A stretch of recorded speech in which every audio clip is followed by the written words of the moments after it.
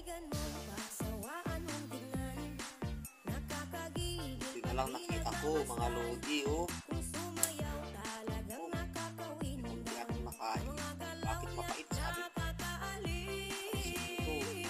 Yan. Hindi yung nabili ko.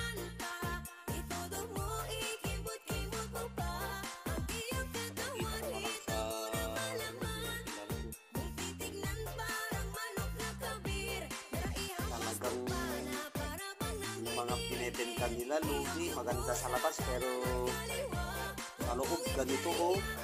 Meron na naman, nakuha na naman tayo ng ganito yung loob.